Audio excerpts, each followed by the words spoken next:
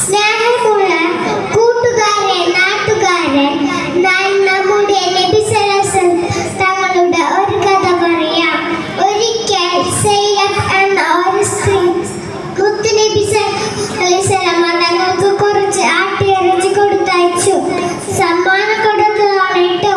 നബിയും സ്വഹാബാക്കളും അത് സന്തോഷത്തോടെ കഴിക്കാൻ ആരംഭിച്ചു.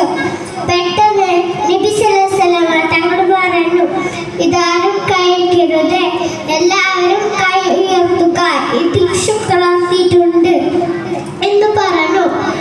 അപ്പോൾ എല്ലാവരും അത്ഭുതപ്പെട്ടു.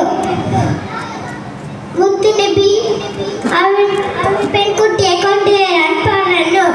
അവൾ വന്നപ്പോൾ മുത്തുനബി സല്ലല്ലാഹു തങ്ങൾ ചോദിച്ചു, നീ ഇതിൽ ശുക്ലാക്കിയിട്ടുണ്ടോ? ഉണ്ട്. അവൾ മറുപടി പറഞ്ഞു.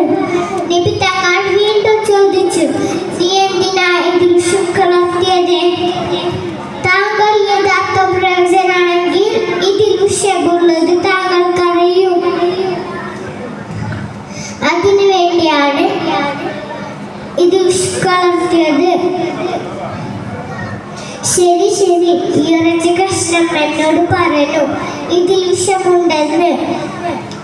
അതുകൊണ്ട് നീ പോയിക്കോ. നബി തങ്ങൾ അവർക്ക് മാപ്പ് കൊടുത്തു പറഞ്ഞയച്ചു.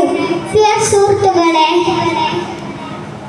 മുത്തുനബിയുടെ സ്വഭാവം എങ്ങനെയുണ്ട്?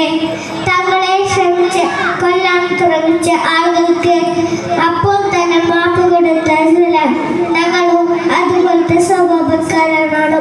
ഇത്രയും പറഞ്ഞുകൊണ്ട് ഞാൻ എന്റെ കൊച്ചു കഥ നിർത്തുന്നു. അസ്സലാമു അലൈക്കും. നെക്സ്റ്റ് സംഭവം